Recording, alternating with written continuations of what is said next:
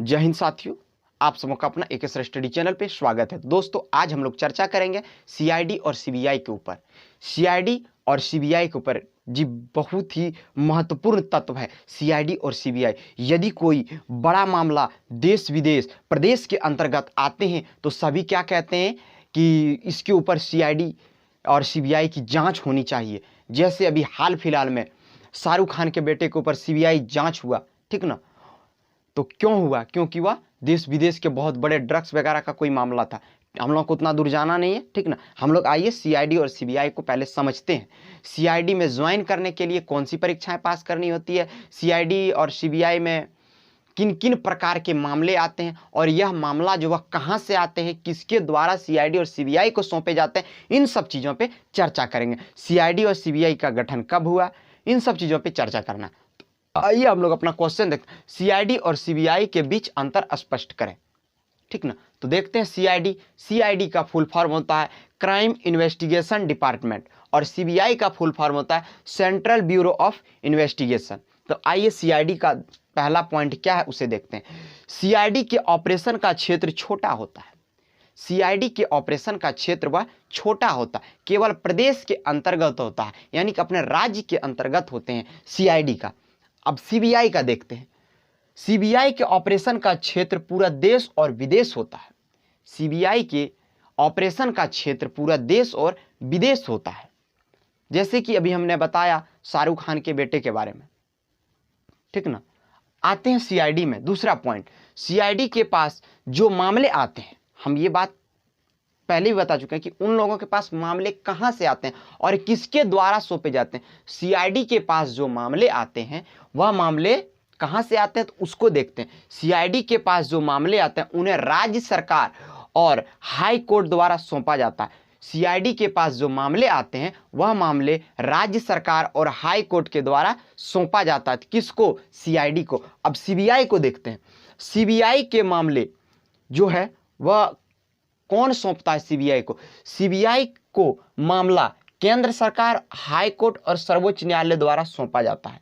इसको तीन आदमी मिलके सीबीआई को कोई मामला कौन कौन? तो केंद्र सरकार, हाई कोर्ट और सर्वोच्च न्यायालय द्वारा सौंपा जाता है। अब देखते हैं सीआईडी। अब सीआईडी के अंतर्गत जो मामला आते हैं तो वह हाई कोर्ट और राज्य सरकार द्वारा सौंपा जाता है। किन किन प्रकार के मामले होते हैं सीआईडी के अंतर्गत उसे देखते हैं। सीआईडी राज्य में होने वाले आपराधिक मामले, राज्य में होने वाले आपराधिक मामले जैसे दंगा फसाद, ठीक ना, हत्या, अपहरण, चोरी, इन सब जो है मामले सीआईडी के अंतर्गत आते हैं। वही बता रहा है, सीआईडी में होने वाले आपराधिक मामले जैसे दंगा, हत्या, अपहरण, चोरी और हमले के मामले राज्य में अन्य मामलों की जांच करता है। राज्य के और अन्य मामलों की भी जांच सीआईडी करता है, ठीक ना। जैसे कि अभी हाल फिलहाल में जो रोपवे घटना हुआ, ठीक ना, इसका भी जांच कर सकता है। और माननीय डॉक्टर निशिकांत दुबे साहब जी ने मांग किया है कि जांच होना चाहिए। अब देखते हैं सीबीआई। सीबीआई के पास जो मामले आते हैं वह कौन कौन से मामले आते हैं? सीबीआई के पास जो मामला आता है राष्ट्रीय और अंतर्राष्ट्रीय स्तर के घोटाले, राष्ट्रीय और अंतर्राष्ट्रीय लेवल के जो घोटाले होते हैं, जैसे विजय माल्या सब, ठीक ना, वो एकदम खूब लूटा आदमी को, बुड़बक बना के ये हो जाएगा वो हो जाएगा, लन फन दुनियादारी खूब लूटा। जैसे भी हाल फिलहाल में जो मामला अभी ये हो रहा है सहारा इंडिया, देख लो, 42 साल की पुरानी कंपनी। इसकी वास्तविकता क्या है वो तो उतना पता नहीं है, लेकिन जो हाईलाइट मामले हैं, ठीक ना, उनके ऊपर जरा देख लेते हैं। सहारा इंडिया, यदि इनको भारत सरकार के द्वारा कुछ मदद मिल जाए तो अभी यह हाहाकार नहीं होता। अभी इनका एनआई कटना भी बंद कर दिया है, ठीक ना। ये सब तो गलत है, चूंकि सेबी ने सहारा का पैसा जब्त कर लिया है, ठीक ना, तो उनके ऊपर भी सीबीआई जांच हो सकता है। लेकिन अभी फैसला चल रहा है और बहुत जल्दी निपटारा होगा और विश्व का विशालतम परिवार का शायद जीत हो सकता है। ये तो पूरा विश्वास, क्योंकि इन्होंने न जाने कितने लोगों को रोजगार दिया है। आइए, खैर उतना दूर नहीं पहुंचना है, देखते हैं। सीबीआई राष्ट्र और अंतर्राष्ट्रीय स्तर पर के घोटाले जैसे धोखाधड़ी, संस्थागत, जैसे भी बताएं संस्थागत, तो ये सहारा इंडिया परिवार जो है एक संस्था है, ठीक है ना। संस्थागत घोटाले जैसे मामले की देश और विदेश की जांच करता है। इन सब चीज़ों पे सीबीआई जांच करती है। यहां तक समझ में कोई दिक्कत? आइए अब देखते हैं हम लोग सीआईडी। अब हम लोग चर्चा करते हैं सीआईडी में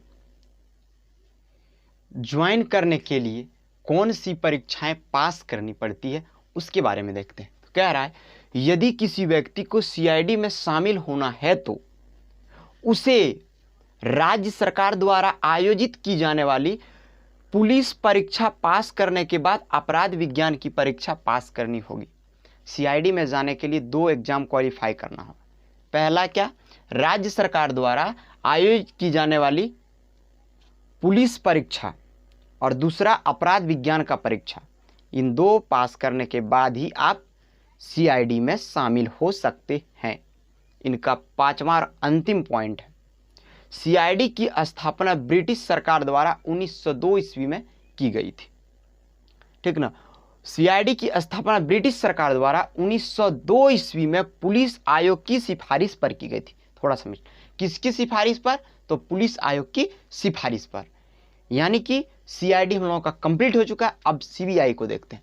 सीबीआई में शामिल होने के लिए कौन सी परीक्षा पास करनी होगी? तो सीबीआई में शामिल होने के लिए एसएससी बोर्ड द्वारा आयोजित परीक्षा पास करनी होगी।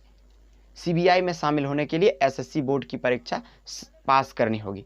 और देखते हैं इसकी स्थापना कब हुआ था, किसके द्वारा किया गया था, किन समितियों के द्वारा किया गया था सीबीआई की स्थापना, उसे देखते हैं। सीबीआई की स्थापना 1963 में हुई थी। कब हुई थी?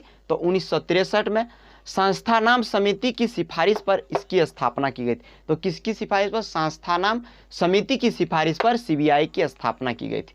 तो दोस्तों मैं उम्मीद करता हूं कि आप सबों को बहुत ही अच्छा तरह से सीबीआई और सीआईडी के बीच क्या अंतर है वह समझ में आ चुका होगा। आ गए हैं तो कमेंट करके बोल सकते हैं, और नहीं तो मैं फिर से बताने का प्रयास करूंगा, ठीक।